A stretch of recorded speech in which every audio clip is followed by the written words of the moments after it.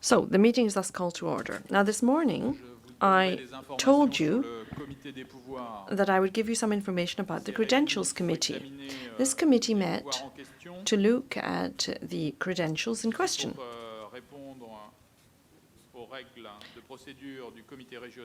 And that was done in accordance with rules of procedure of the regional committee. It's now a pleasure for me to announce to you that the Credentials Committee met this morning prior to the plenary and can now certify that all of the credentials submitted are in accordance with requirements. So that can now be included within the conclusions within the report of this, our regional committee. Having said that, we can move on to agenda item 5F. This item is on strategy and action plan for refugee and migrant health in the WHO European region. I'm sure that you will all undoubtedly recall last year's regional committee. At that regional committee, a ministerial lunch was organized, and there was a rich discussion there, followed by a successful meeting in Rome in December, and I would very much like to thank Italy for hosting that. All of this work was done in close cooperation with the SCRC member states and international partners.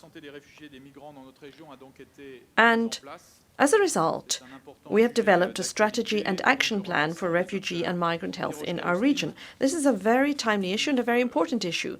I would therefore like to thank in advance Dr. Piroshka Oslin for the presentation to be made on this issue, jointly with Dr. Santino Severoni. So, we now eagerly await your presentation. You have the floor.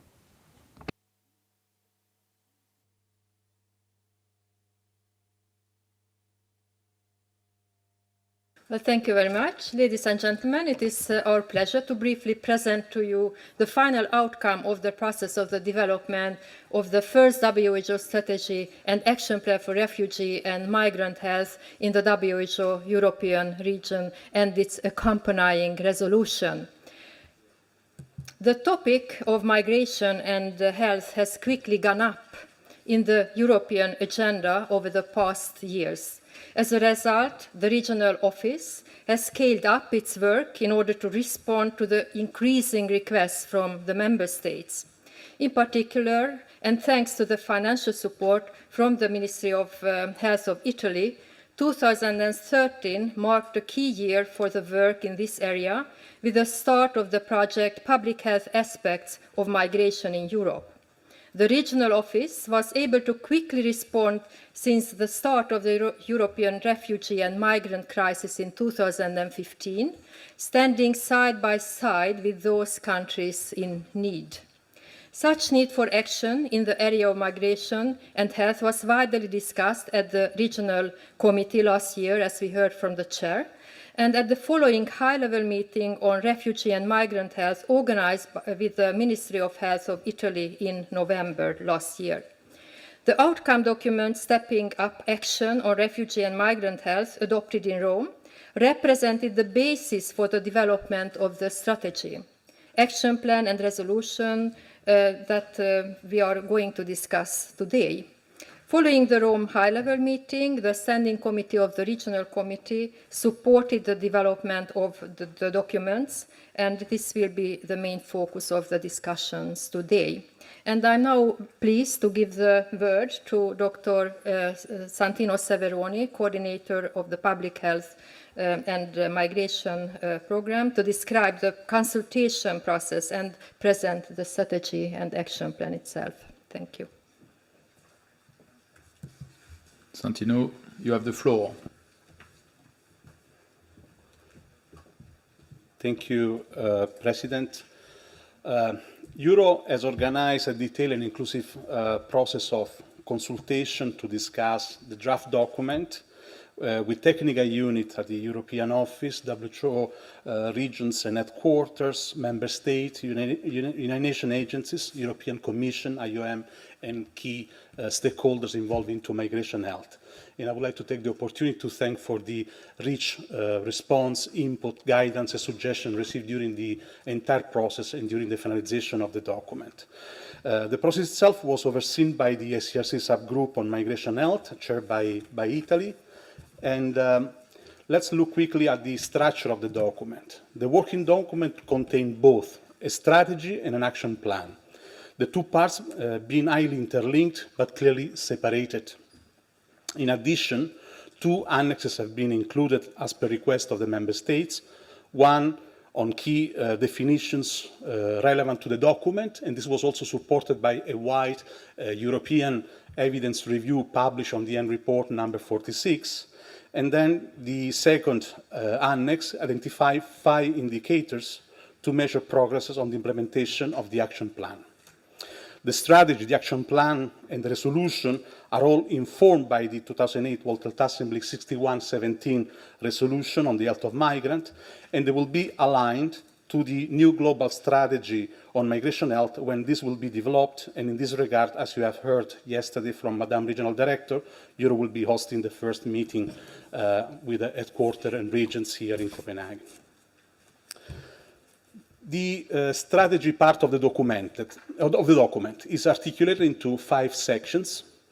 The introduction that acknowledges the legal and policy framework, the status of migration and health in Europe that provides a short summary of the available evidence, acknowledges the heterogeneous nature of the different categories of migrants, and states the 2 types of phenomenon, the structural long-term migration pattern leading often to global inequalities and large-scale arrivals consequence of conflict and disasters.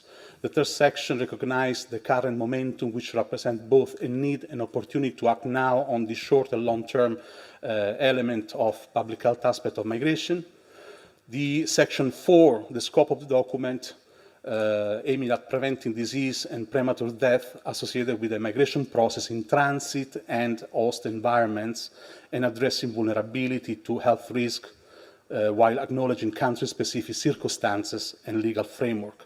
Finally, the overall guiding principle that inform the action recommended in the document, including a human rights-based approach, gender-responsive and equity-driven focus, as well as of the whole of society and whole of government and health in all policy approach as indicated in the European Strategy of 2020. The action plan, each of the 9 priority areas that make up the action plan contain a background, objectives, identified actions by member states and regional offices, with Area 1 establishing a framework for collaborative action aimed at strengthening the collaboration within and among UN agencies, European Commission, IOM, member states, key stakeholders. Area 2, advocating for the right to health of refugees, asylum seekers, and migrants, focuses on the need to reduce discrimination and stigmatization and to offer healthy life for all. Area 3 addresses in social determinants of health through effective policy dialogue on migration health across all relevant sectors and actors. Area 4, achieving public health preparedness and ensuring an effective response, aiming at including the public health implication of migration in the planning and development of public health capacity and services. In this regard, I would like to thank Dr. Nedret Emiroglu for the continuous collaboration with our division in assisting countries in developing and upgrading the preparedness capacity and contingency planning in preparation of potential large movement of refugees and migrants. Area 5, strengthen the health system, the resilience is to reach agreement on the core health system capacity required to respond to the immediate and longer-term health needs relevant to migration, with special attention to most vulnerable. And here again, I would like to thank the Health System Division and Dr. Hans Klug for the collaboration in helping us to map the best practice across the region. The Area 6 aims at preventing communicable diseases by ensuring the necessary capacity to address health challenges and effective health protection in transit and destination countries. The Area 7 is to prevent and reduce the risk posed by non-communicable diseases, and here, again, as an example of really how interdivisional collaboration was very important, the evidence produced in relation to mental health and maternal health in support of this area. Area 8 aims at ensuring ethical and effective health screening and assessment, which should be risk-specific and evidence-based without breaking confidentiality and in coordination with key stakeholders. Finally, Area 9 aims at improving health information and communication by ensuring the adequacy, standardization, and comparability of recourse to facilitate access to health information and essential care. I would like to conclude by saying that the strategy, the action plan, as the accompanying resolution have been developed under the overall believing that migration health is a key component of population health. And therefore, public health cannot exist without the health of those mobile population. Now we have the tools and increasing knowledge to succeed in this endeavor. Thank you very much for your attention.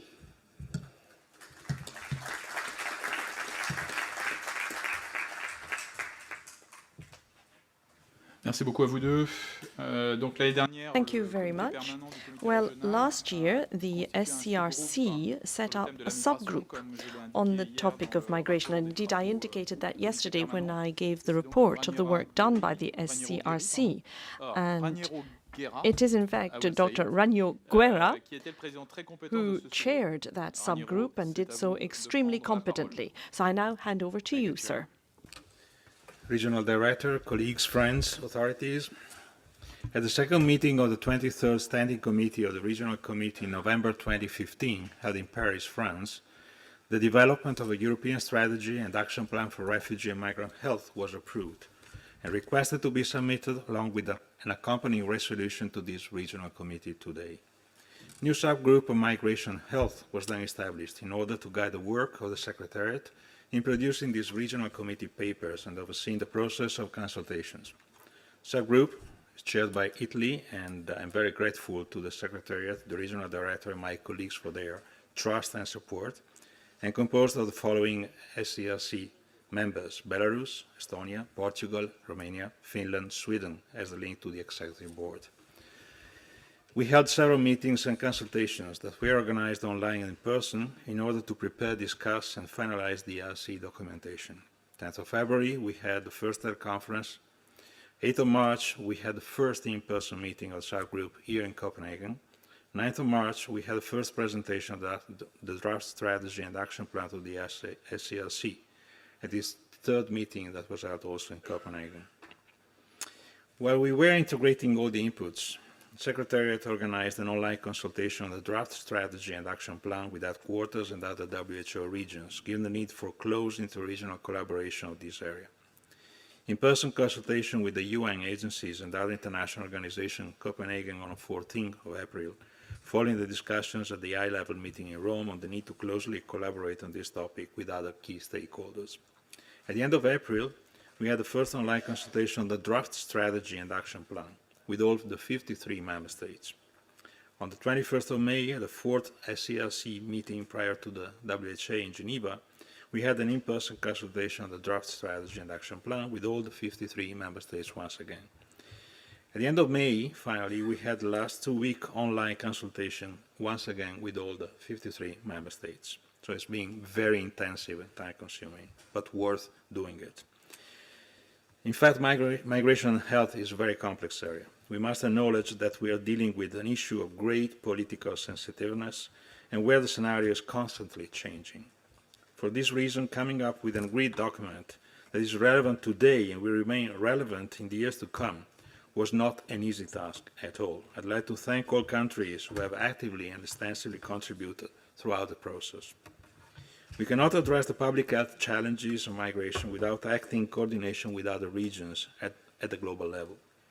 We must use all opportunities to bring vertical and horizontal coherence to this area, working side by side with the countries of origin, transit and destination, but also with all the other key actors in the field. In this regard, I want to thank the Regional Director and the Secretariat once again for their efforts to organize an exhaustive consultation process despite the time constraints and bring to this regional committee today a document which has been widely discussed across the international community.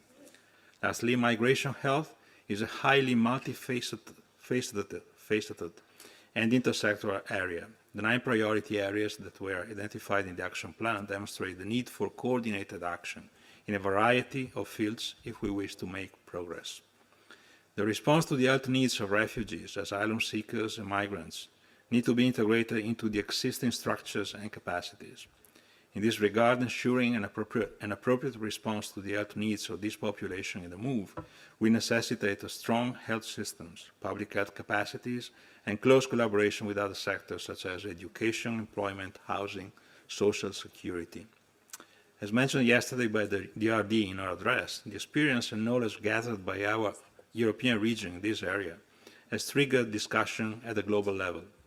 The European strategy and action plan that we are discussing today, first of its kind in WHO, may well set the basis for further action in other WHO regions and headquarters. We also look with interest at the incoming initiatives that will be discussed at the UNGA-related events next week, when heads of state will be discussing a possible migration compact along the lines that the government of Italy has recently proposed at the European Union relevant bodies. We believe that much remains to be done based on equity and fairness, as well as on the concept that no single country can manage such a complex issue alone. This is where WHO has shown its unique added value, promoting innovative partnerships and indicating the way forward. We hope and trust that the next WHA, under the new WHO leadership, will be able to capitalize on the WHO Euro's capacities and experience and update Resolution WHA 61.17/2008. The SCLC subgroup and the Secretariat have worked extensively to make this feasible with the outcomes we present to you for approval. Thank you very much.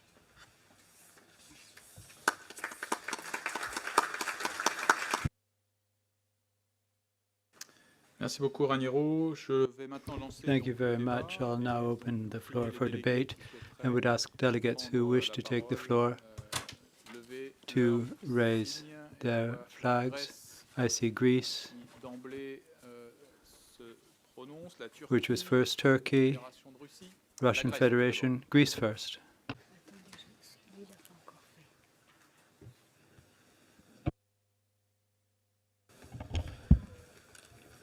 Dear President, first of all, I would like to thank the Regional Director, the Secretariat, and the SCRC for their quick action and hard work on this topic. Much has been done during the past year since our discussions at the margins of the Regional Committee in 2015 in Vilnius. The joint organization with the Ministry of Health of Italy of the high-level meeting in Rome, the creation of a new SCRC subgroup, and the preparation of this strategy, action plan, and resolution. The Greek Ministry of Health responded from the very first moment to the demands posed by the onset of an unprecedented migration phenomenon. Our public health system was at the time, spring 2015, severely underfunded and understaffed, which had inevitably affected the capacity of the system. However, despite the restrictions in human resources and means, despite that we had already a humanitarian crisis to deal with, caused by the prolonged austerity policies, I believe that our response was successful. Nearly 1 million persons coming from countries of war and hunger in need of primary and emergency care, occasionally in need of inpatient care, crossed over Greece. We treated the refugees and migrants with solidarity and dignity in spite of the difficulties I mentioned. The health staff in the public health system was in tune with our political will to give this battle and win. And I think we did. We tried to form a new framework with view to allow the involvement of all stakeholders in an effective manner. We brought together the state, international organizations, non-governmental organizations, and volunteers and discussed our plans around the same table. We took a radically participatory and democratic approach in our policy making, and we think it worked. Additionally, we achieved to secure funding from the Internal Security Fund to enhance the task force of the National Health System and the National Emergency Aid Center in the islands of the Eastern Aegean Sea that have been the points of entry of refugees. We recruited nearly 140 health professionals for a short period, since this was an emergency response project funded by DG Home. A second funded project, again by DG Home, in terms of the Asylum, Migration and Integration Fund, is now due to start. This is a considerably more larger in scale and ambitious program, which aims to provide a vigorous health shield against every threat to the population, whether they are indigenous or newcomers. Hence, the 24 million euros secured by the European Commission will give us the opportunity to recruit 850 health staff to cover hospitalization costs, medications, vaccinations, and other needs. In a few words, the project constitutes of horizontal primary health care in open hospitality camps in collaboration with accredited NGOs and international organizations, the enhancement of the public health system's capacity, adding extra personnel, the protection of public health in accordance with international standards and in constant cooperation with our partners, the international organizations such as ECDC and WHO. At the moment, the storm has seemingly calmed, and governance has to evolve into a new phase. The projections for a permanent residency of at last a part of refugee and migrant population in Greece and the change of seasons bring forth a necessity to focus on chronic disease management, children vaccinations, maternal care, food inspections, and mosquito control methods, among others. We must acknowledge that we are dealing with a very volatile situation given the changing political context. And for this reason, it is even more important to stay prepared and secure the necessary capacity to respond to the health needs and public health challenges that may arise from ongoing or future influxes. Last but not least, I would like to reiterate the full support of the Ministry of Health of Greece for this strategy, action plan and resolution. These documents represent an example of how to turn a crisis into an opportunity to strengthen public health policies and boost inter-country and inter-regional cooperation for health. We are also glad that our discussions at the European level and the intensive work of the regional office in Europe have echoed similar discussions at the global level. And lastly, we are keen and we are ready to begin the implementation of this, which we are going to decide today in Athens, if this is possible. Thank you very much.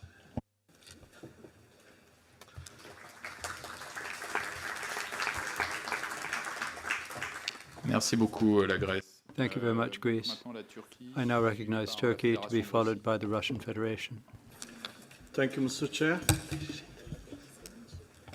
We would like to thank Secretariat for the presentation of such a comprehensive, informative, and inspirational strategy and action plan, and also thank to SCRC for their efforts to improve this document. We also thank Government of Italy for their leadership in this grievous item of our agenda. Regardless of our geographical position, migration has become an inevitable reality, affecting all of us with its increasing health and economic burden. It's our common responsibility to provide their requirements, at least in basic levels, including sanitary conditions and public health services. Since migration is a long-standing issue, improvement of living quality should be a priority for a recipient country to reach the SDG goals. In this respect, I would like to draw your attention to mental health services, which is one of the most neglected and common problem among migrants. Provision of mental health services are often hindered due to shortages of facilities and expert personnel.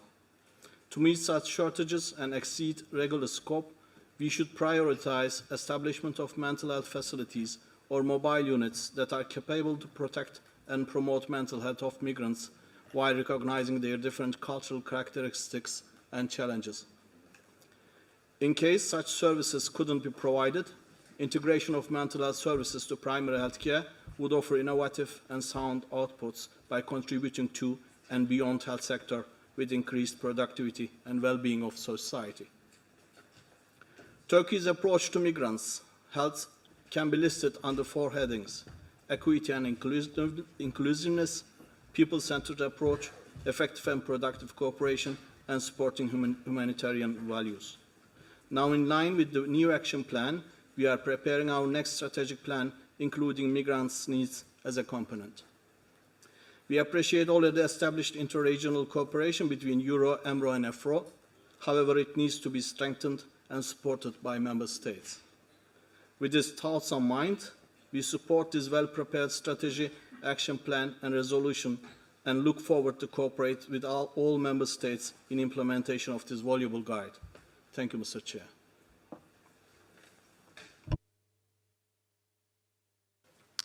Merci beaucoup, la Turquie. Donc, Thank you very much, Turkey. The Russian Federation to be followed by Germany. Thank you, Chairman.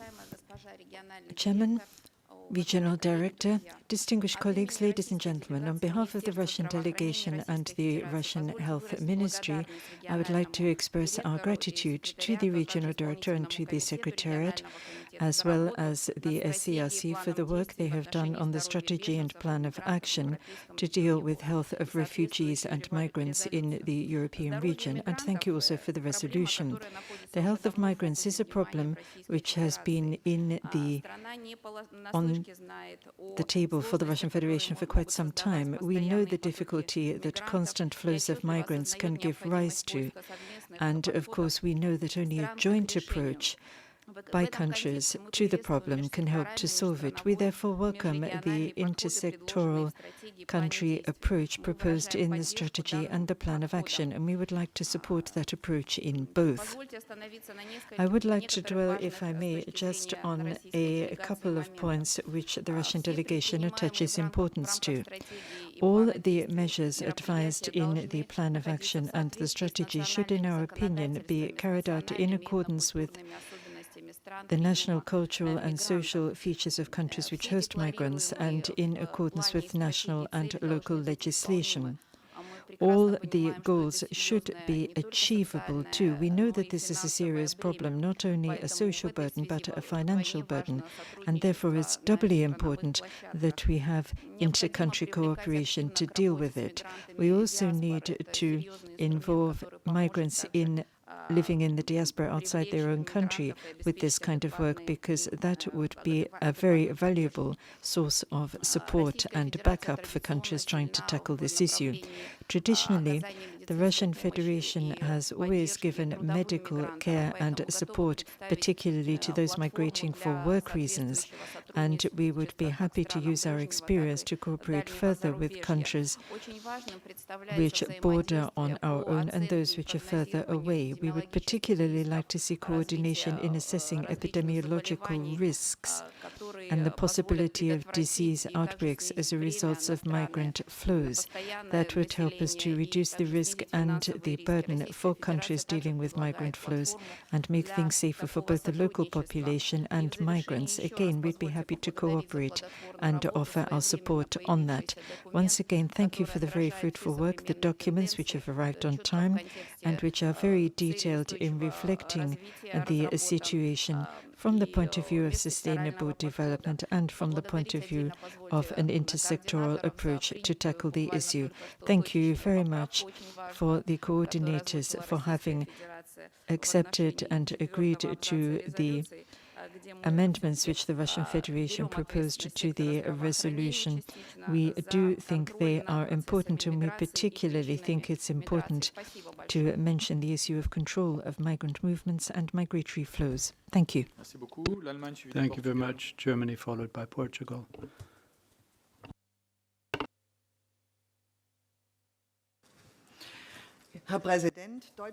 Chair, Germany has taken in several hundred thousand refugees in 2015, and that was a considerable humanitarian performance. And in health policy as well, Germany is certainly meeting its humanitarian responsibility with respect to the migrants, the refugees who have come to Germany. At this point, I'd also like to mention the 10,000 volunteer workers who for months have been committed to health work with asylums. We have serious diseases, and the medical services are open to refugees after 15 months. They have a guarantee of health insurance. For new refugees, there is a medical examination. There is a very careful medical examination, and examinations are carried out for communicable diseases and for vaccination status. For refugees who have been taken into a community or an institution, there is a preliminary screening in first contact with the asylum seeker, if possible, and then a further, more detailed examination subsequently. Responsibility for the implementation of these measures lies with the Länder in Germany. The Robert Koch Institute knows of no increased danger of infection because of the refugees and the asylum seekers. They are endangered with the same diseases and infections as the regular population. But because of the very stressful voyage and the lack of vaccination and problems of stress in the institutions, there's an increased risk of infection nonetheless. Since September of last year, we have been taking the numbers of asylum seekers. Until August of this year, we had more than 7,500 infections, reportable infections in asylum seekers. Since the beginning of this year, these figures have been reduced considerably to 80 to 100 cases per week. We've got measles, hepatitis B, influenzas, and intestinal infections as the main infections. And this shows that asylum seekers are endangered because of vaccinatable diseases, and they could be protected with vaccinations.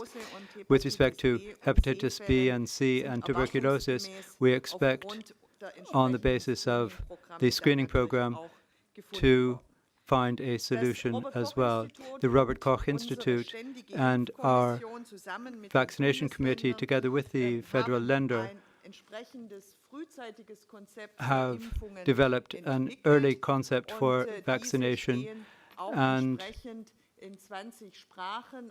the information on vaccination is available in 20 different languages. We've carried out studies with respect to the adaptation needs of our care system, and here there is particularly important to ensure that we have psychotherapeutic care provided because of the traumatic events that this group has gone through. Psychosocial treatment centers and specially trained therapists are available in addition to the normal therapeutic care that's provided. We have also noted that the health system does provide good care to the patients in this group, and there's a very good perspective of the employment of migrants because of this care, and therefore we do recognize medical diplomas according to a specific process after a test of language and specialized knowledge. They are entitled to be doctors, and they can even work before this recognition under the monitoring of a recognized doctor. The European strategy and the action plan are a good aid for countries to meet the challenges in an ethical and effective way.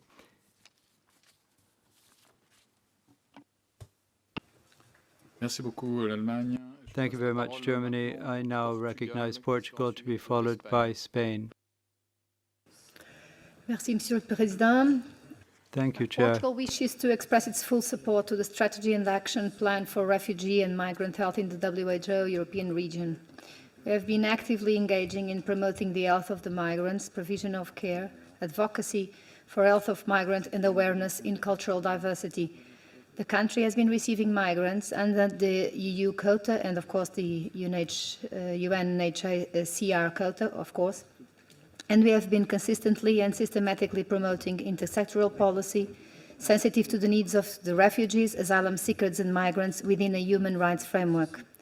We have published guidelines specifically aimed at these vulnerable populations, both in Portuguese and in English, from nutrition needs to psychological guidance. Our participation in several other projects, European ones, for example, has ensured a whole-of-society approach and a more comprehensive work in this field.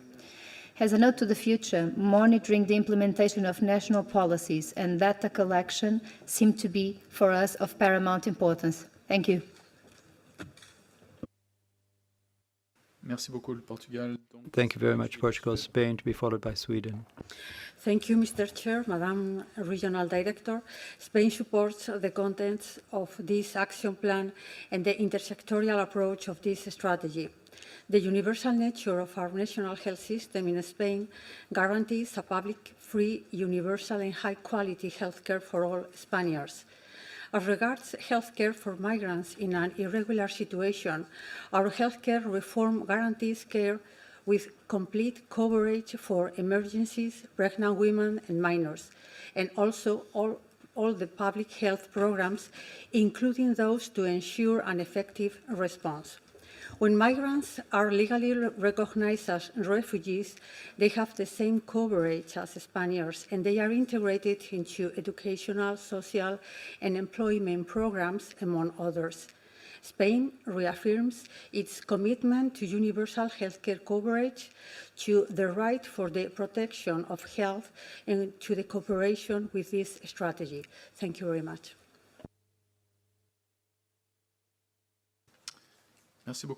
Thank you very much, Spain, Sweden, to be followed by Netherlands. Thank you, Mr. Chair, distinguished delegates. I have the honor to speak on behalf of the Nordic Baltic countries, Denmark, Estonia, Finland, Iceland, Latvia, Lithuania, Norway, and Sweden. The right of everyone to the enjoyment of the highest attainable standard of physical and mental health has long been established in international human rights law.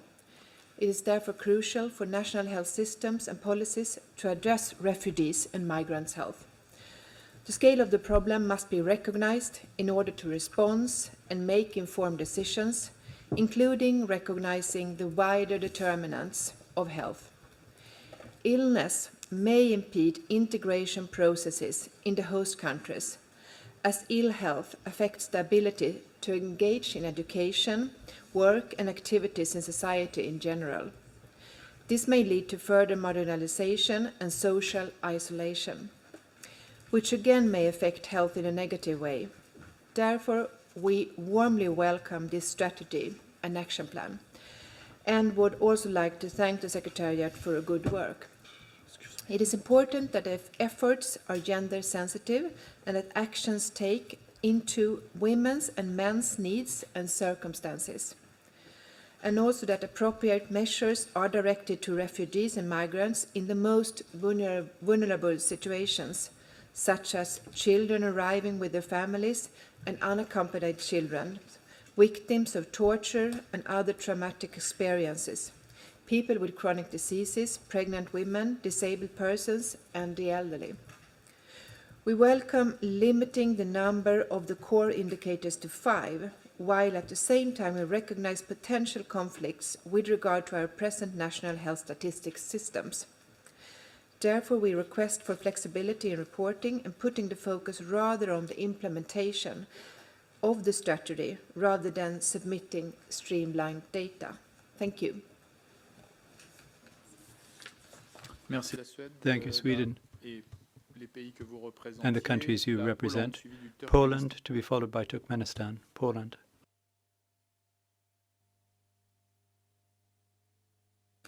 sorry, Mr. Chair, we didn't ask for floor. On m'avait indiqué que vous aviez demandé la parole. I was told that you had. Pardonnez-moi. Sorry about that. C'est plus embêtant l'inverse. It's a bit more of a problem the other way around. It's a problem if you don't give the floor to someone who's asked for it, but not giving the floor to someone who hasn't asked for it, all you have to do is say you don't want it. Turkmenistan to be followed by France.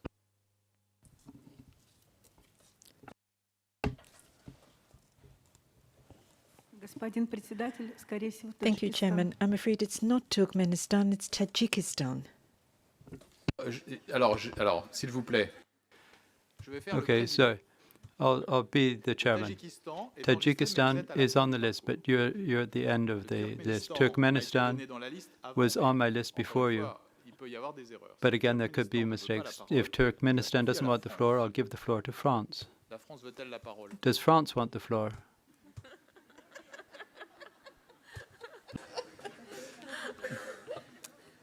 Alors la France prend la parole. In that case, France has the floor. Thank you, Chair. France welcomes the high quality of the strategy and action plan that's been presented today and supports their adoption. For France, one of the crucial points with respect to the problem of health of migrants and refugees is the lack of information with respect to their state of health. The action of each individual is key. At the outset, we have to get information and properly assess the health of migrants. As the plan underscores, this should be done in a context of humanity and solidarity, in respect of ethics, and without prejudicing the efficiency of health care provided to the host population. France, through its health monitoring system, has taken up this challenge. In the Calais camp, there is a regular epidemiological monitoring, and that provides the possibility of recognizing epidemics at an early stage. We have to pursue our work in this sense, in this direction, in order to reassure the populations that that welcome the migrants, and therefore health care must be fair and respect human and fairness requirements. And France is attached to that. One of the second problems is cultural mediation in order to facilitate access to care. In France, the law on modernization of our health system of 26 January 2016 provides the case of linguistic interpretation and health mediation. This is a major step, recognizing the benefit of these additional tools to deal with inequalities and discrimination in terms of access to medical care for vulnerable populations. That is why we strongly support point 43 of strategic field, area number 5, which requires health systems to provide health care, taking into account culture, overcoming obstacles such as language or problem of access to interpreters. In particular, France also fully supports point 49, which provides integration of migrant health in the professional system. Thank you. Thank you, France. I think Poland does want the floor, so I'll give the floor to Poland. Netherlands. Netherlands is what I'm saying. That's a mistake. I'm using the wrong name for the right country. You know, sometimes I thought that it would be easier to make all the presentation in English. That would help me a lot, you know. And this is kind of a problem, I think. But, you know, my country will be very sorry or very, very upset with me if I would do all my explanation in English. And Monaco is already raising, you know, about that, so.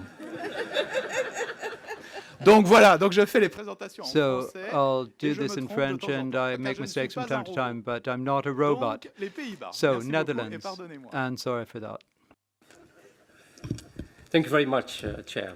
The Netherlands appreciates WHO's involvement and activities in the field of refugee and migrant health. Health is one aspect of the much broader and global problem of refugees. Regrettably, the size of this problem has enormously increased in recent years, and also the European Union, the European continent, has to cope with it. Next week, the United Nations General Assembly will host a high-level summit to address the large movements of refugees and migrants. The Netherlands would like to commend the WHO Secretariat with the present strategy and action plan. From a technical point of view, this document is of high quality.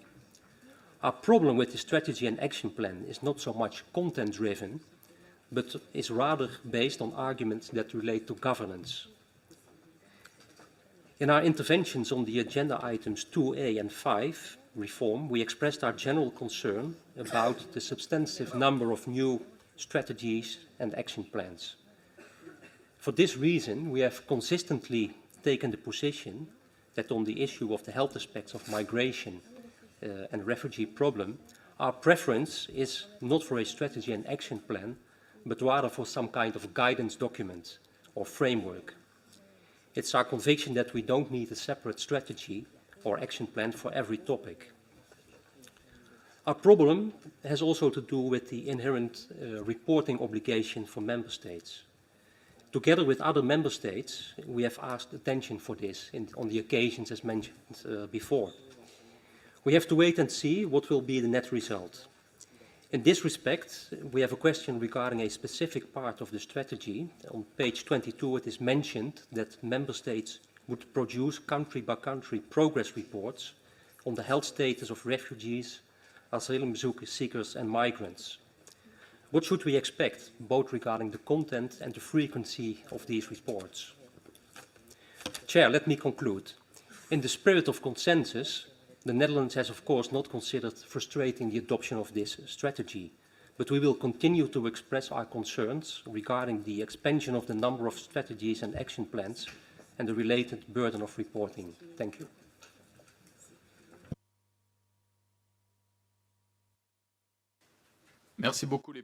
Thank you very much, Netherlands, and my apologies for the poor translation. Croatia, if Croatia still wants to take the floor. Croatia. Yes, thank you very much, Chair. Until 15th April 2016, while the Balkan route was officially closed, Croatia had received over 600,000 migrants, with the vast majority of them only transiting through Croatia.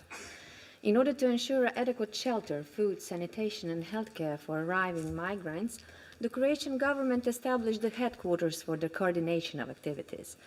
In order to prevent and control infectious diseases in such a specific environment, a number of public health activities were carried out, such as protocols that were developed in case of pediculosis, scabies, chickenpox and meningococcal disease that included chemoprophylaxis, contact tracing, vaccination, disinfection measures, and the like, provision of personal protection equipment, hygienic and medical disposable materials, disinfections, regular epidemiological field team visits, and with 24/7 county and national epidemiological availability.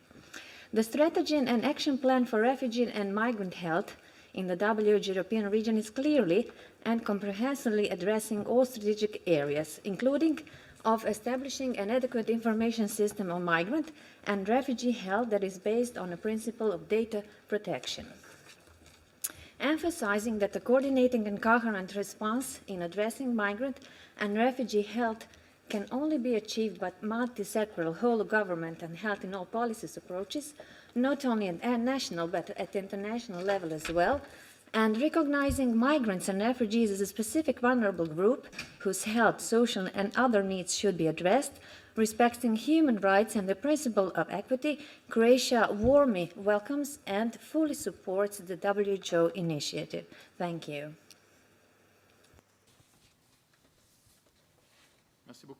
Thank you very much, Croatia. Switzerland, please. Switzerland in English. Interpreter did. Chairman. Chair, Switzerland welcomes the inclusion of this important topic on the agenda of the 66th meeting of the European Regional Committee. Europe is currently going through a situation unseen since the end of the Second World War. Switzerland wishes to contribute to common action in our development cooperation work, we therefore pay particular attention to the entire Balkan route. Some way must be found in order to meet the needs of refugees and migrants within the framework of our policy. We must be in a position to provide the people concerned with the urgently needed access to medical care as required by Resolution 6117 of 2008 on the health of migrants and under other resolutions of the High Commissioner for Refugees. Ladies and gentlemen, the current challenges are not for the old continent alone. Migration is much more a global topic. Switzerland therefore welcomes the fact that the high-level meeting next week in New York will be dealing with the topic of migration at the highest level. Switzerland also welcomes the development of a European strategy of WHO Europe based on a common framework coming from the high-level meeting on the health of refugees and migrants held in November 2015 in Rome. We made our comments during the consultation of this strategy, and we welcome the mention of a reference to Agenda 2030 in the guidelines.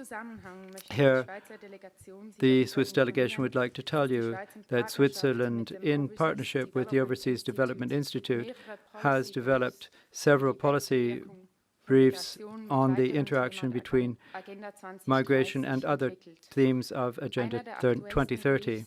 One of the most current briefs is entitled Health, Migration and Agenda 23 for Sustainable Development. I would invite you to pick up a copy at the entrance to this room. As Switzerland stressed a year ago in Vilnius, without the health of migrants, there is no public health. The current challenge can be met only through effective cooperation cross-sector at national level by a reinforced international cooperation and through the exchange of proven practices. Here, might I refer to the teleconference between experts of the German-speaking health ministries as a positive example of exchange of information and experience. Switzerland supports the adoption of the strategy and the action plan. And even more important is the implementation of this plan in close cooperation with UNHCR, IOM, and member states. Thank you very much.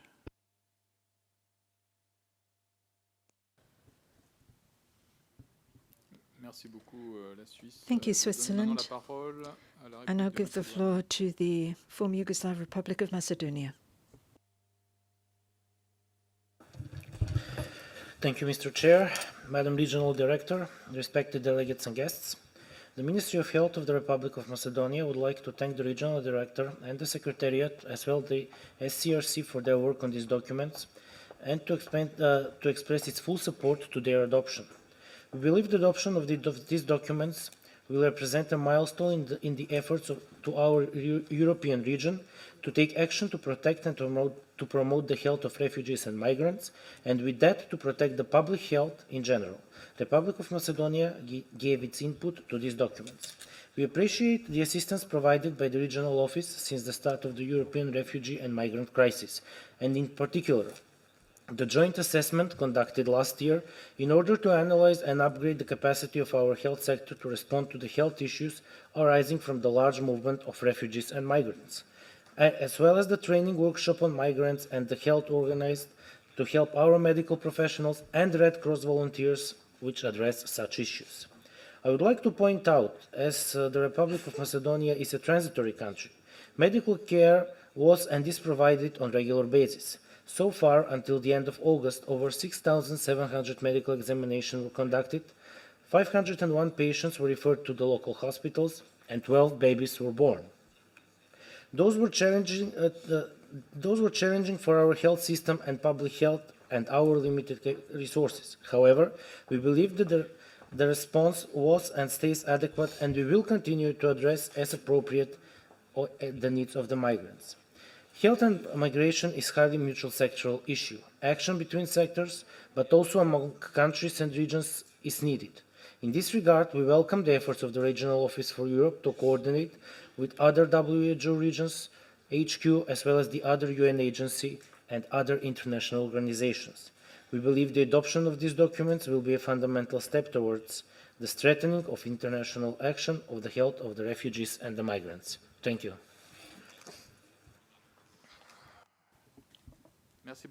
Thank you very much.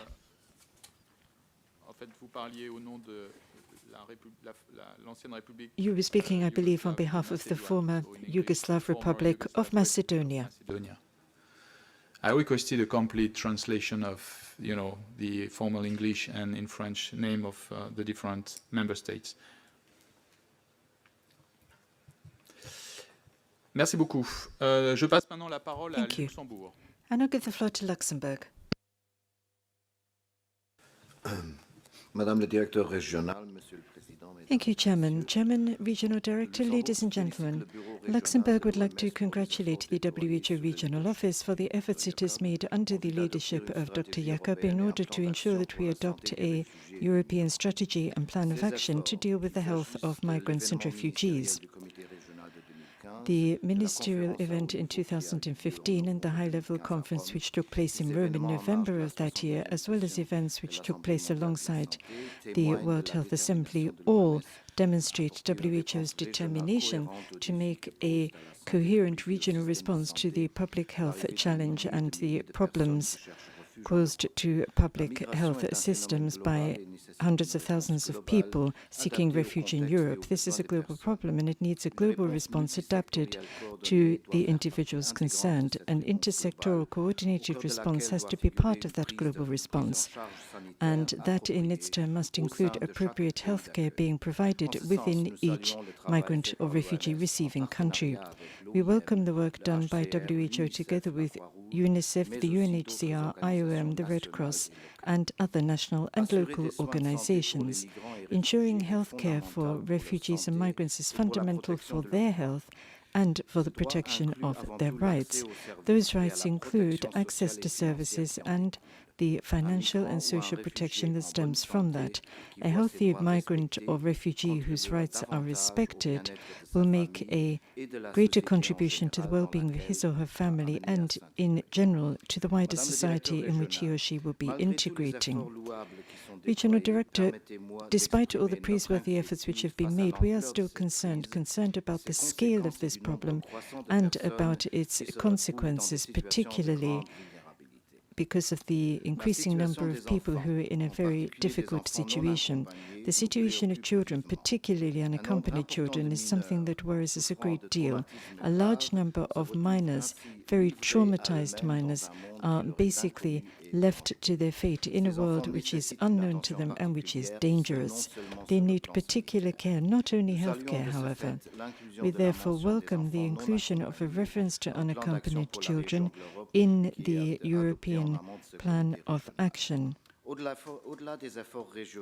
In addition to regional efforts, we encourage WHO to work for the adoption of a global plan on migration and health, which will take into account the specific features of this crisis in countries of origin, of migrant flows, countries of transit, and receiving countries.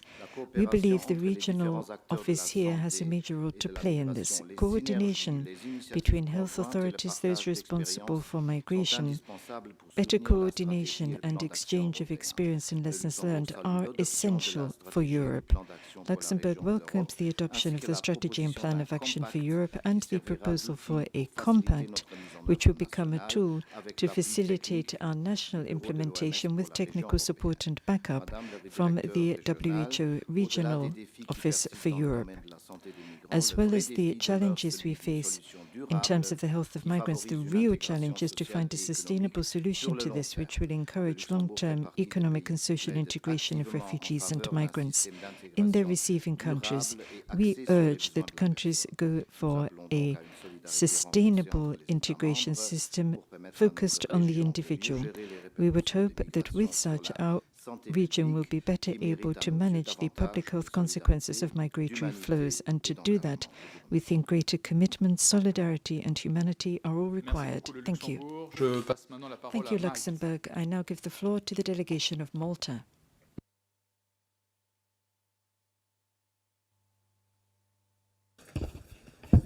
Thank you, Mr. Chair. The displacement of populations across international borders is a phenomenon that has been on the increase over the last few years. The high-level meeting on refugee and migrant health held in Rome last November highlighted the need for a framework for collaborative action to promote a common response and avoid uncoordinated single-country solutions. Malta would like to congratulate the Secretariat for the excellent work done in the transforming of this framework into the Strategy and Action Plan for Refugee and Migrant Health in the WHO European region. The issue of migration is not a new phenomenon for Malta. Indeed, over the past decade, thousands of migrants have sought asylum in Malta every year, with some seeking refugee status. Suffice to say that during 2015, Malta received migrants from 31 different countries, with the largest proportion coming from conflict-stricken neighboring regions. As a serious situation in these countries persists, this flow of migrants and refugees is likely to continue for the near future. We recognize that the migrant issue requires a political solution. Single member states cannot attempt to solve this challenge on their own. Solidarity between member states, as well as with migrants and their societies, is imperative. It goes without saying that migrants need to be provided with adequate standards of care. Malta provides free healthcare to all migrants and refugees. But there are numerous barriers, mostly related to language and cultural differences, that often hinder service provision. Even when the provision of service is possible, there is great difficulty in providing any form of continuity of care. With this in mind, Malta is currently in the process of formulating its own migrant and refugee health strategy, which will address migrant and refugee health in a comprehensive and holistic manner. The health implications of migration on the local population are also relevant in a small island country like ours, but also in particular regions where the reserve resource capacity is limited. Large influxes in migrants place a huge strain on the sustainability of our health system. Emergency response to mass migrant influx must remain an important component of the action plan. Mr. President, once more congratulations to the Secretariat for its good work. Malta strongly supports the adoption of the strategy and action plan. Thank you.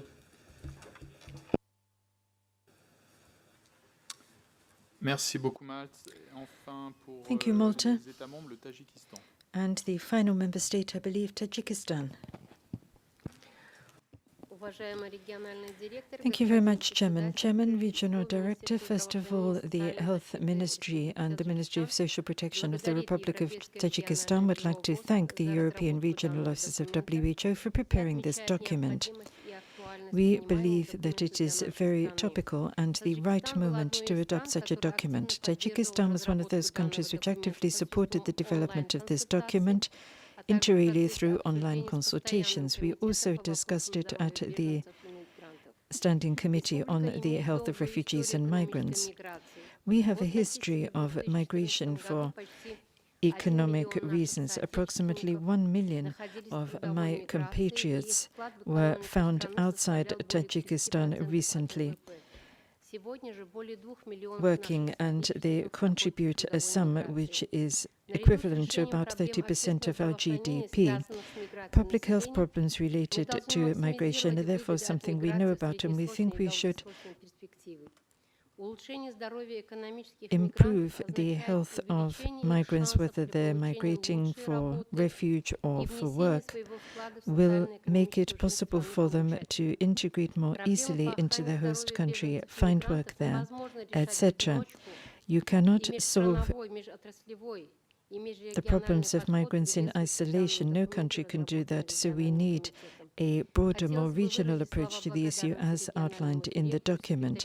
I'd like to reiterate my thanks to the Standing Committee, to the Secretariat and to the Regional Director for working out the strategy and plan of action on the health of refugees and migrants in Europe, and thank them in advance for what they will do to help us successfully implement it. In Tajikistan and neighboring countries, it would help if we had a sub-regional meeting, for example, in Tajikistan, to look at the specifically relevant aspects of the problem to us and to our sub-region. Thank you. Thank you, Tajikistan. I think all the member states who wished to speak have now done so. And that being the case, I'd like to give the floor to Dr. Davide Mosca, who is going to speak on behalf of Ambassador Swing, Director General for the Health Division at the International Organization for Migration. I believe he has something he would like to say. The floor is yours, sir. Honorable Chair, Regional Director, distinguished delegates, ladies and gentlemen, thank you for conceding to the International Organization for Migration the opportunity to contribute to this discussion in this important agenda item. I am sincerely pleased that the theme of refugees and migrant health is receiving the needed attention in regional health dialogues, such as today at the 66th session of the Regional Committee for Europe, and more globally at the 69th World Health Assembly in May this year, and in many other dialogues and field actions around the world that member states, WHO, IOM, UNHCR, and other partners are collaboratively pursuing. Thank you, Madam Regional Director, for your leadership in this process. This regional attention is timely, as we live in an era of unprecedented human mobility, a mobility that is meant to stay with us and possibly grow even more in future. In this globalized, interconnected, and yet much unbalanced world, we have therefore in front of us the great responsibility of helping systems in the development of strategies and responses to migration and population mobility challenges and to keep the pace with global changes. There are approximately 245 million international migrants and 740 million internal migrants in the world today, 1 in 7 persons in the planet. Among those, a growing number of forced displaced, estimated to be 65 million. And this is the result of natural disaster, persecution, lasting and new conflicts, all complicated by a host of underlying drivers of migration, such as rapid population growth and urbanization, persistent poverty, growing socioeconomic inequalities, climate change, gender-based discrimination, and human rights violation. Some 75 million international migrants live in Europe. The large majority of them are well integrated and inject dynamism into aging host society, bring skills and innovation, and contribute to the maintaining of productivity, trade, and business. Yet much of the attention these days goes toward the desperate, non-organized and forced migration flows towards the European shores of the European Mediterranean. This year only, some 280,000 migrants and refugees arrived by sea, and over 3,000 have been reported to have died or are missing, an unbearable toll in lives lost, a number that adds to the more than 4,000 victims of last year. Europe has become the most dangerous destination for non-organized migration. Saving lives is for us and remain an imperative, such as the protection of refugees and well-managed flows of people. However, the most important challenge faced today lies not in the numbers, but in the fact that policies, including in the health domain, have not kept pace with the realities and drivers of human mobility. Moreover, anti-migrant sentiments are reaching daunting levels and seriously hamper progress and the very realization of the principles of the Development Agenda 2030. Migrant health has received little prominence in global health and development agenda of governments, international organizations, and the research community. Despite the fact that the World Health Assembly Resolution 6117, Health of Migrants, was adopted 8 years ago, many migrants still lack equitable access to health services, and many are exposed to poor living, working conditions, and occupational health hazard. Mental health and psychosocial concerns remain key challenges, and tuberculosis and HIV are some of the major public health concerns disproportionately affecting migrants and mobile population. Despite a global goal and emphasis on achieving universal health coverage, in many countries, the most important factor governing migrants and refugees' access to health care is their legal status and the overall interest in controlling immigration. Discriminatory and stigmatizing practices that limit entry and stay based on medical ground persist, and in some cases, this might imply the deportation of migrants affected by health conditions. Lastly, cross-border mobility brings challenges in disease surveillance, health data management, and treatment continuity that makes understanding cross-border mobility dynamics and patterns a critical component of effective public health and health emergency intervention if we are to prevent, detect, and respond to health threats as envisioned by the Global Health Security Agenda and as recommended by International Health Regulation Review Committee.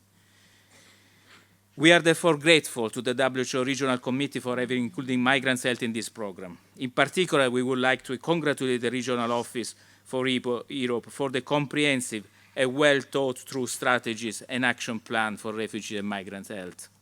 The strategy and the draft resolution confirm the continued value of the 2008 resolution on health of migrants and the operational framework of 2010 adopted during a first global consultation in Madrid. Both processes were initiated by European member states, respectively Portugal and Spain. In addition, we acknowledge the leadership of the government of Italy in hosting a high-level meeting on stepping up action on refugees and migrants' health last year in November. However, we need to acknowledge that while in Euro region health system might be relatively robust, many migrants cannot access available services without financial hardship, and services are often insensitive of migrant linguistic, cultural, or clinical background. Many administrative hurdles prevent migrants and the health providers to effectively address health needs. On this topic, IOM and partners have been working closely with WHO and member states in recent years with a generous financial contribution of the European Commission. IOM would like to take this opportunity to recommend to take stock of, validate, adopt, and build upon existing tools, modules, and indicators to measure policy progress as developed by various parties these past years and not to duplicate effort. In addition, IOM welcomes the proposed monitoring of the implementation of the strategy and action plan and related reporting. This accountability and leadership aspect is needed to ensure progress and has been missing so far. Next week, the United Nations General Assembly high-level meeting to address large movement of refugees and migrants will take place in New York, and IOM will become officially a so-called UN-related agency. The meeting will lead towards the development of a global compact for safe, orderly, and regular migration by 2018. This offers a unique opportunity to promote the health of migrants and refugees within this framework. We have so far witnessed a rather low level of understanding and engagement on health issues associated with migration and human mobility throughout the UN General Assembly high-level dialogues on migration. This is the time to join our effort and ensure we advance the migrant health and refugee agenda within these dialogues. The Sustainable Development Goals call for universal health coverage, which by default is only achieved when the health and equitable access to health services of all people, including migrants and refugees, are addressed. This is the time a multi-sectorial and multi-region dialogues on health can be instrumental in working towards a unifying agenda that reconciles in terms of health strategies both acute, large-scale, crisis-driven movement and long-term economic and disparity-driven structural migration, and pave the way towards a joint roadmap of common key benchmarks.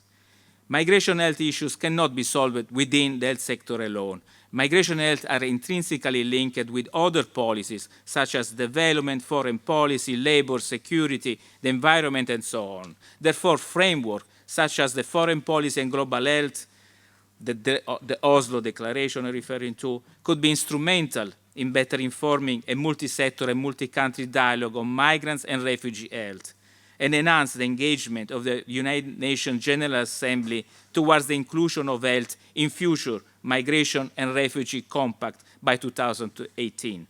In addition, platforms such as the G7 and the G20 offer opportunities for multi-country and multi-sector debates around this theme, to merge instances emerging from similar ongoing dialogues in other regions beyond Europe. European member states leading this process can play a critical role in these multi-country processes.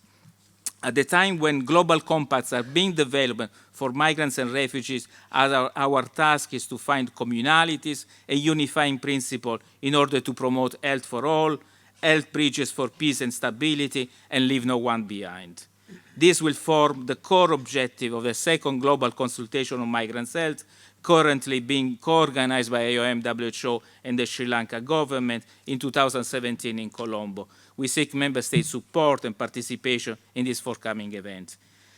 Guided by the WHO resolution, the regional strategy and action plan, I would like to reiterate IOM commitment toward the continued WHO, Europe, and IOM collaboration to support member states and assist migrants, mobile population, and displaced population.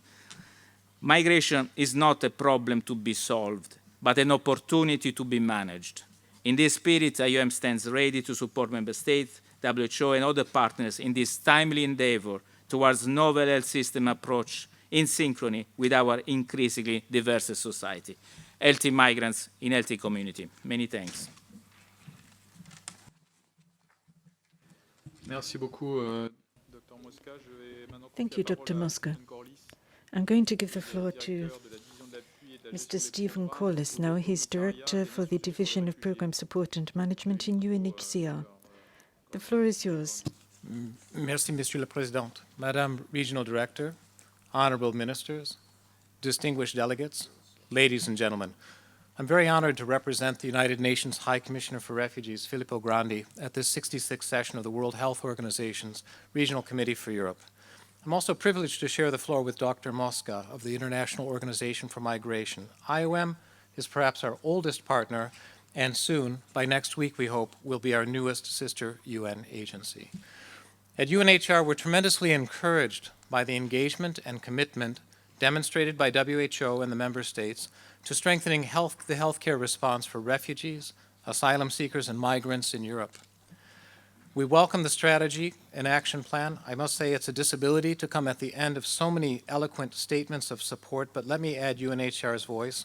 We welcome the strategy and action plan for refugee and migrant health in the WHO European region that you are considering today, which is well aligned with UNHCR's protection principles and our strategic orientations. Distinguished delegates, last year, more than 1 million refugees, asylum seekers, and migrants came to Europe. The Syria crisis, which had been on Europe's doorstep for 4 years, finally crossed the threshold. We saw thousands of children, women, and men perish during perilous sea crossings. We witnessed massive movements of people across Europe's borders. We often speak today about a global crisis of forced displacement. And it's true that conflict and violence have uprooted people in numbers not seen since the Second World War. On World Refugee Day, June 20th, UNHCR reported that 63.5 million people were displaced at the end of last year. In 2011, the comparable figure was 42.5 million people, or a 50% increase in just 5 years. UNHCR and other agencies naturally want to highlight the scale and scope of the challenges that we're facing and to draw attention to the critical humanitarian needs, and the media amplify our messages. But in doing so, we risk creating a picture that the conditions are overwhelming and the problems are insoluble. My message is that the task is manageable. Europe has the experience and the means to succeed. Refugees are part of Europe's social fabric and history. UNHCR was created to protect and find solutions for European refugees in the aftermath of World War II. The 1956 Hungarian uprising and the intervention that followed confronted us with our first real refugee emergency. Refugees fleeing the Balkan conflicts of the 1990s tested European institutions and the international refugee protection system in new ways. Let us recall that they proved to be resilient. I should also mention our collaboration with IOM in Central Asia during the 1990s, supporting governments as they developed the capacities and institutions to deal with refugees and migrants. Without diminishing the difficulties, let me also place the numbers in context. Most people affected by conflict and human rights abuses remain in their countries. Among those who flee across borders as refugees, most stay in neighboring countries. Roughly 86% of all refugees are hosted in the developing world. The responsibility falls most heavily on the countries that have the fewest resources. One key measure makes this clear. Of the 10 countries hosting the highest number of refugees per $1 US of gross domestic product, 7 are in Africa. The list also includes Pakistan and Afghanistan. Turkey, alone among European nations, appears at the end of the list as number 10, despite its considerable economic resources, simply because of the sheer magnitude of the refugee population. More than 2.5 million people, the largest in the world. Many of these countries have hosted huge numbers of refugees for decades. They admit and protect them and meet their most basic needs, including for health care, working with UNHCR, IOM, and other partners. The story unfolds continually. Since July, Uganda, which hosts over 500,000 refugees, has welcomed, and I mean welcomed, more than 100,000 new arrivals fleeing fighting in South Sudan. Distinguished delegates, ladies and gentlemen, the challenges facing Europe are nonetheless very real. The strategy and action plan before you represents a comprehensive and concrete and practical response that builds upon the experiences and many lessons learned of the past year. Let me highlight some of the human dimensions that come through for me strongly in the strategy and action plan. First, refugees, asylum seekers, and migrants are people like us. They are families with small children. They include women who are pregnant and breastfeeding. They are the elderly. They are people with disabilities, and they are other people who have specific needs. They are people like those in the communities that you're already serving. Second, some of their healthcare needs will be distinct. Many are arriving from places where healthcare services have broken down or suffered from years of neglect. Their chronic conditions and non-communicable diseases may have gone untreated. Children may not have been fully vaccinated. They may also be unaccompanied. WHO and UNHCR and IOM can share information on the health profile of refugees and migrants and the care that was available to them at home. Third, many will have escaped with their lives, having witnessed horrific violence, including survivors of sexual and gender-based violence and human trafficking. Uprooted from their lives and cast into exile, some will require mental health services and psychosocial support to recover. WHO and UNHCR, and I would say also Dr. Mosca and his colleagues, have the knowledge and expertise to share in this area. And I must say that many of the member states here today, including our host, Denmark, do as well. Fourth, most will have made a dangerous and uncertain journey. They will have been exposed to crowded conditions, poor shelter and sanitation, a lack of clean water and good food. They may arrive with respiratory illnesses, diarrhea, and skin conditions. While the stereotypical portrayal as refugees, as bringing diseases, is not accurate, such health issues can and must be treated quickly. Fifth and finally, refugees, asylum seekers, and migrants are also likely to face real obstacles to accessing healthcare services. These arise from language barriers, cultural differences, a lack of information. Reaching out to the community and understanding their needs, their concerns, and their perspectives is essential, as is mobilizing people who can act as bridges and translators. Ladies and gentlemen, UNHCR is very encouraged that the strategy and action plan before you are founded upon the commitment in the 2030 Agenda for Sustainable Development that no one should be left behind. This universal and inclusive approach has special resonance for refugees and asylum seekers, who have most often been left outside of national development and are often among the furthest behind. We also see a welcome alignment between the strategy and action plan and the expected outcomes of next week's United Nations Refugee and Migrant Summit in New York.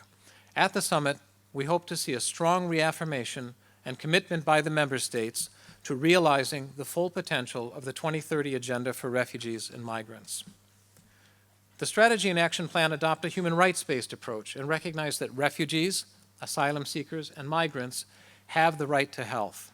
Underlying this principled approach is a very pragmatic recognition that universal health coverage is also vital to achieving positive health outcomes for the broader population and not undermining them. The strategy and action plan also align well with UNHCR's own global movement away from delivering health care through parallel humanitarian programs and toward integration in national and local systems, working together with WHO. Our aim is to achieve greater efficiency and sustainability and to realize synergies between humanitarian action and development. Mainstreaming refugees and asylum seekers within national healthcare systems has the best prospects for success in Europe, where the framework of law, the infrastructure, the resources, and the capacities are greater than in most of the areas where UNHCR operates. We look forward to learning from your experiences and applying these lessons more broadly in our global operations. The strategy and action plan can also provide new momentum toward the harmonization of national laws, policies, and approaches. A coherent regional framework, supported by mutual assistance, may help ease the tendency to restrict social benefits as a means of discouraging or diverting arrivals. This only results in a race to the bottom with predictable impacts on the lives of real people. Investing in the health and well-being of refugees, asylum seekers, and migrants also yields dividends down the road. Healthy and productive people and children who reach their full intellectual and physical potential are better able to integrate and contribute to the communities where they're living. They're also better prepared to return home to their countries if and when this becomes possible in the future. Investment is also essential to ensure that access and the quality of care for nationals does not deteriorate, which can weaken public support and the protection space for newcomers. Finally, UNHCR welcomes the emphasis that the strategy and action plan place on strengthening preparedness and the resilience of health systems. Over the past year, we've seen remarkable demonstrations of solidarity at all levels, from government institutions to individual volunteers. And let me take this opportunity to thank each of the governments and the ministries of health represented here for what they have achieved over the last year. But it's also true that response capacities have been severely tested, and in some cases exceeded, causing real hardship to the most vulnerable people. Let me now close my remarks by renewing UNHCR's strong and wholehearted support for the proposed strategy and action plan for refugee and migrant health in the WHO European region. We look forward to supporting implementation in any way that may be helpful to you. I'd like to thank the Regional Director and the World Health Organization once again for inviting UNHCR to join this important meeting of the Regional Committee for Europe. Thank you very much.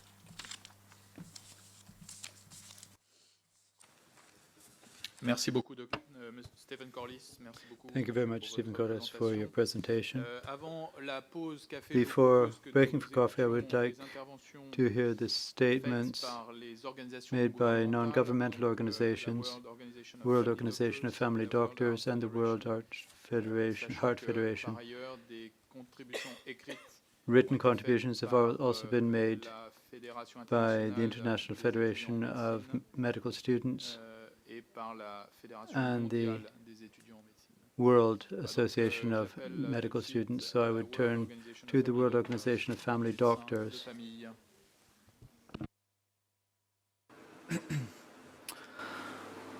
Honorable Chair, dear delegates, we, the International Federation of Medical Students Associations, the Council of Occupational Therapists for the European countries, the European Forum for Primary Care, the European Forum of Medical Associations, the European Public Health Alliance, the International Association for Hospice and Palliative Care, the World Federation of Occupational Therapists, the Worldwide Hospice Palliative Care Alliance, and the European Regional Network of the World Organization of Family Doctors acknowledge the need to address the health needs and multidimensional implications of the ever-expanding populations of both migrants and displaced people. We note the new priorities in public health, the shifts in epidemiology and the social determinants of health, and the challenges faced by the health services and workforces. In light of these challenges, we welcome the strategy and action plan for refugee and migrant health and encourage its urgent implementation with strong engagement of refugees and migrants. We are open to support and advise decision makers in implementing the strategy and guaranteeing sustainable and uninterrupted provision of comprehensive and integrated healthcare, including primary care and basic palliative care to refugees and migrants. To ensure this, we emphasize the importance of providing the health workforce with undergraduate, postgraduate, and continuing professional education, as well as immediate training that reflects the changing health needs of Europe and its neighboring countries. To this end, we would like to play an active role in shaping training curricula and continuous professional development in collaboration with educational institutions and providers. Furthermore, we believe the implementation of this strategy should account for the health risk refugees and migrants face while in transit. Since the year 2000, over 46,000 migrants have died en route to Europe. Those in transit are exposed to numerous health hazards, including violence and abuse, whilst time spent in detention or poor reception conditions poses additional burdens on the mental and physical health of refugees and migrants. Therefore, we call on member states to establish safe and regular migration routes with ensured access to health services where possible, to recommend where practicable the implementation of pre-departure medical examination, proper communication, coordination protocols, and reporting for post-arrival follow-up to guarantee the safe travel and resettlement of refugees without discrimination based on health status. To acknowledge the risk of violence and its many presentations, screen and identify cases of violence and abuse, and intervene within their capacity alongside authorities and community resources. To avoid the practice of detention whenever possible, while clearly limiting its duration. To guarantee access to health care and adequate living conditions to all detainees, and to pay specific attention at all times to the particular needs of vulnerable or marginalized populations, especially unaccompanied underage immigrants, older persons, and those with disabilities. Finally, taking into account the social determinants of health, to enable refugees and migrants to improve control over their health, combat stigma, move beyond the negative effects of displacement, and strengthen inclusion, we urge their better integration into the education system and their participation in valued occupations that help bridge a former life to the current situation. These steps are crucial for creating the strong societal will needed to ensure implementation of this strategy. Thank you for your attention. Thank you very much. World Federation. The World Heart Federation is next. Honourable Chair, distinguished delegates, the World Heart Federation welcomes the committee's report and its pledge to coordinate an inter-country response to the urgent issue of refugee and migrant health. Delivering high-quality, timely healthcare to migrants, refugees, and displaced populations is perhaps the most stringent test of our health systems and limited resources. The challenge is particularly acute for non-communicable diseases, such as cardiovascular disease, or CVD, where prevention and control require regular, continuous treatment.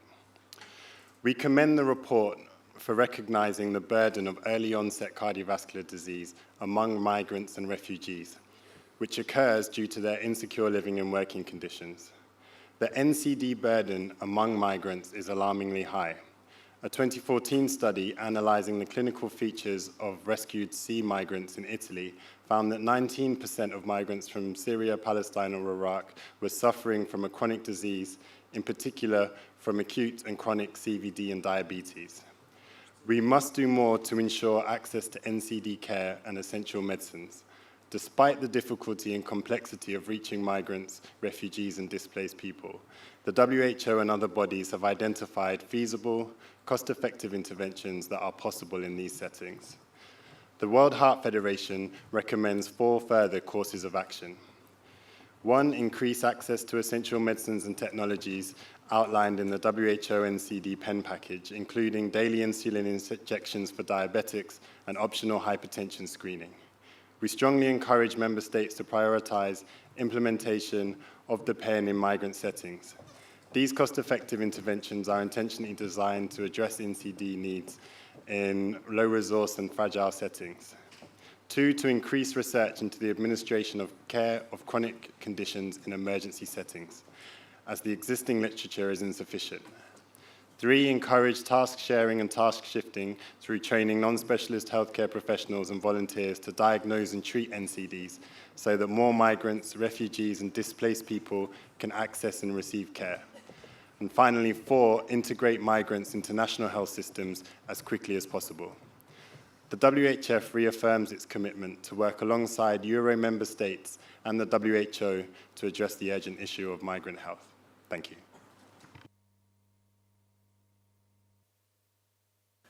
Merci beaucoup, merci à tous. Donc, je vous propose Thank you very much. Thank you all. I propose that we take a coffee break now and we'll return.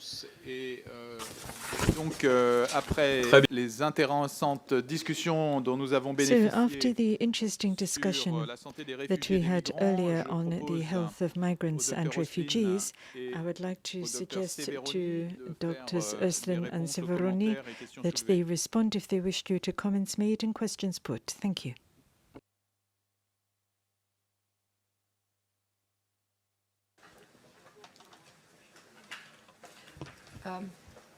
Well, thank you very much. I would like to thank you, all of you, for the very rich discussion during this session, and not only during this session, but also during the whole consultation process. It has been a hard work, but we could feel all the time your strong support and willingness to develop this action plan and strategy, and I'm very happy that we could present it for you today.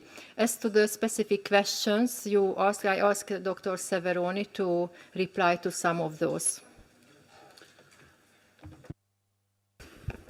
Thank you. The richness of the discussion and comments received today absolutely in line with a discussion we undertaken with all the member states so far, confirming, reaffirming that a lot have been done and much more need to be done in the coming months and year. The resolution, the action plan finalized and presented to you today must be considered a starting point for moving ahead together. In particular, there was a reference during the discussion to necessity to prioritize implementation versus reporting or overwhelming reporting. This is absolutely a shared feeling and was also a matter of discussion during the consultation. We developed the paper on the assumption that we are living a changing, a very fluid situation, a changing situation, and the paper tried to capture this flexibility and the need to adapt to a changing scenario as we've been observing in the last 2-3 years. And this will be also applied in elements as related to the reporting or to the indicators as was mentioned today.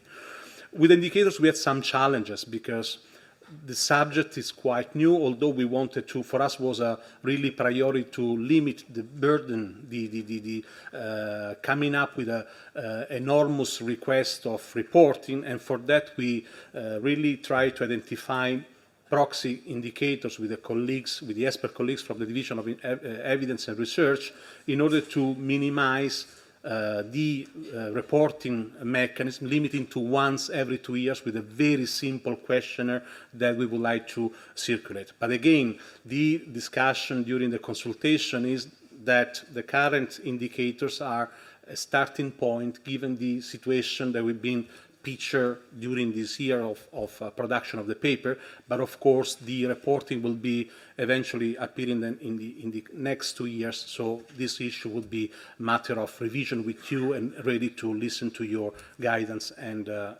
comments and suggestion in that. Thank you.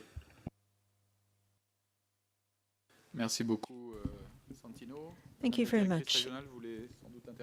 Dr. Jakob, did you wish to speak? Yeah, just very briefly, Chair. Thank you very much, and thank you for this rich discussion. And as Greece said, this has shown how we can turn a crisis into an opportunity. And you have also demonstrated that on an issue on which there is so much political sensitivity, you managed to reach consensus, which shows the strength of the regional committee.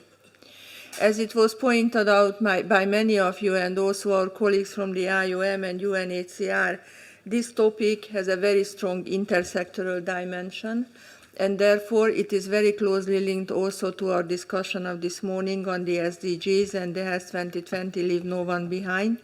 And we have to work very hard on the implementation of this. This is a start, and it's a very good start to have an agreed strategy on a consensus and an action plan.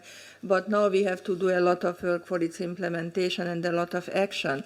And there is so much and so rich experience in your countries. And also there is a need to share advocacy and more experience that what you have been doing, that we also need to organize quite a few sub-regional meetings, and that was also a specific request from Tajikistan that I would like to very strongly support. And also for the implementation, we need to have regular meetings, and I hope that not very far from here, we can also have the first meeting in one of our member states. You also pointed out very well that there is a global dimension to this. It was included in the Slovak statement also yesterday after my speech, and I fully agree with that, and this is why when we organized the meeting in Rome, we already invited representatives from the Eastern Mediterranean and the African regions, and also the representatives from WHO headquarters.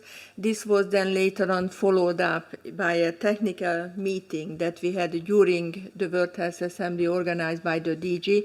That was a global meeting, and we will continue here with the next small internal global meeting before the end of this year to look at the global dimension of this.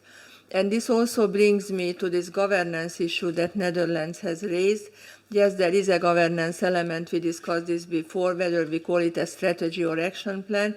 As the discussion with headquarters now is about the possibility to further develop this into a global strategy, therefore we kept the strategy and action plan approach.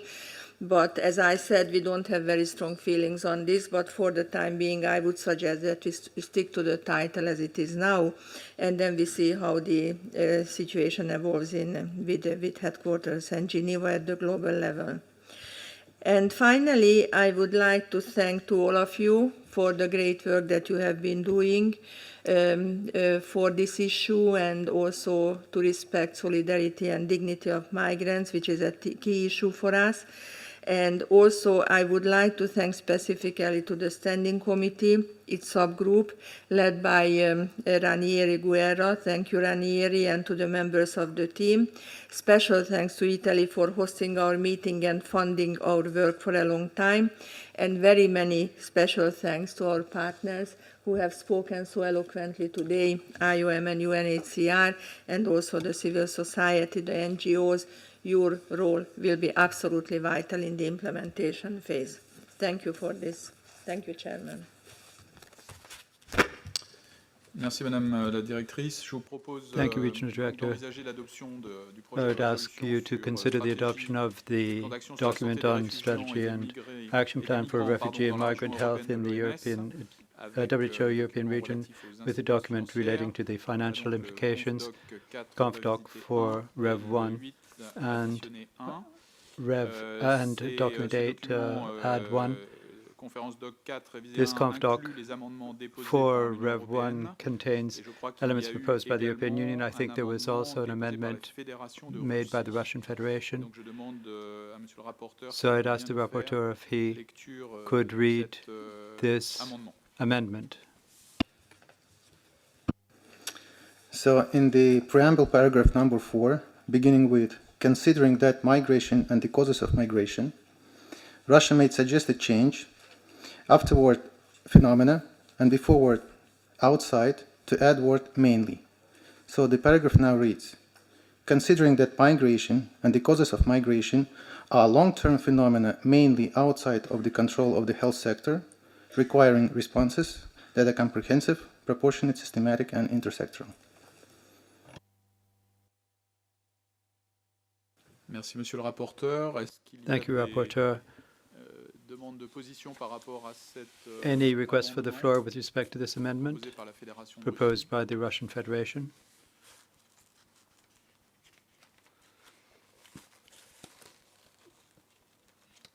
Sauf erreur de ma part, je n'en vois pas. So I don't see any, unless I'm mistaken. and therefore we can consider that the resolution is adopted.